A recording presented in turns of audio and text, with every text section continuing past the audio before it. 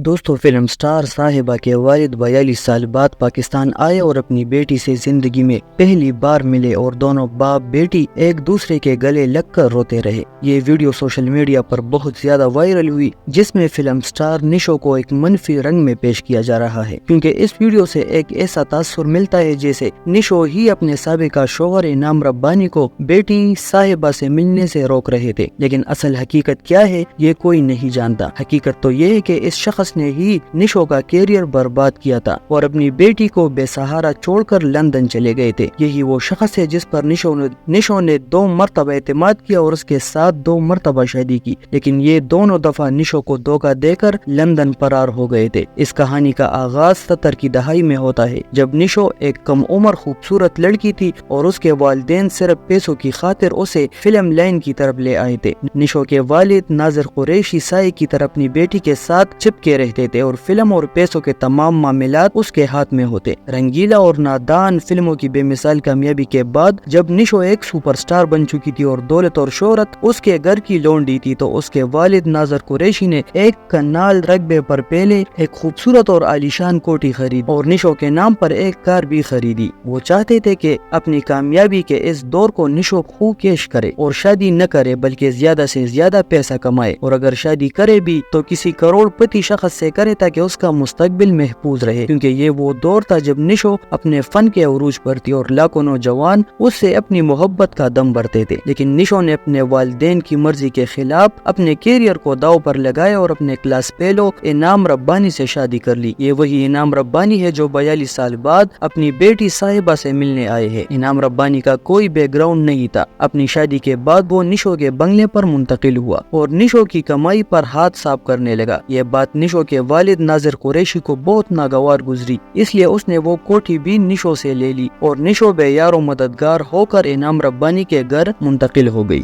شادی کے بعد اس کا کیریئر برباد ہوا اور اس پر ستم یہ کہ انعام ربانی نے نشو سے مطالبہ کیا کہ وہ فلم سازوں سے کہے کہ وہ صرف ان فلموں میں کام کرے گی جس میں مرکزی کردار اس کا شوہر انعام ربانی ادا کرے۔ فلم ساز اس گمنام لڑکے پر اپنے لاکھوں روپے کیوں داؤ پر لگاتے، جبکہ دوسری طرف فلم انڈسٹری میں سپر سٹارز کی ایک کیپ موجود تھی، اس لیے نشو کو بھی کام ملنا بند ہو گیا اور اس کا شاندار کیریئر شوہر کی خاطر برباد ہو کر رہ گیا۔ جب نشو بے یار و مددگار ہو اور بے روزگار ہوئی تو شوہر نے لڑائی جھگڑے شروع کر دیے۔ اس دوران ان کی بیٹی مدیحہ پیدا ہو گئی جو بعد میں صاحبہ کے نام سے مشہور ہوئی، اور اس دوران انعام ربانی نشو اور اپنی معصوم بچی کو بے یار و مددگار چھوڑ کر لندن سودار گئے۔ نشو نے والدین کا گھر تو پہلے ہی چھوڑ رکھا تھا، اوپر سے ماں بنی تو اس کا کیریئر بھی داؤ پر لگ گیا اور اس نے مجبوری میں تسلیم پازلی سے شادی کر لی جو کہ ایک مشہور شاعر اور نغمہ نگار تھے۔ ان سے نشو کی ایک بیٹی عائشہ بھی پیدا ہوئی۔ تسلیم پازلی دل کے مریض تھے اور 1984 میں بڑی جوانی میں وفات پا گئے اور نشو نے ایک بہادر ماں بن کر بچوں کی پرورش کی۔ اب وہ ماں تھی، جوانی ڈل چکی تھی، اس لیے فلموں میں ثانوی کرداروں میں نظر آنے لگی۔ اس دوران انعام ربانی ایک بار پھر لندن سے واپس آئے اور اپنی بیٹی سے ملنے کے بہانے نشو کو ایک بار پھر ورغلایا اور نشو سے دوبارہ شادی کر لی اور کچھ عرصے بعد دوبارہ بیوی اور بیٹی کو تنہا چھوڑ کر واپس برطانیہ چلے گئے۔ اس کے بعد نشو نے چوتھی بار جمال پاشا نامی شخص سے شادی کی۔ نشو نے انعام ربانی کی بیٹی صاحبہ کی بہترین تربیت کی اور اسے پاکستان فلم انڈسٹری کی ٹاپ ہیروئن بنایا۔ پھر اس کی شادی افضل خان یعنی جان ریمبو سے کی جو کہ آج ایک خوشگوار زندگی گزار رہے ہیں۔ دوستو، یہ ہے اصل کہانی جس کے بعد آپ خود فیصلہ کر سکتے ہیں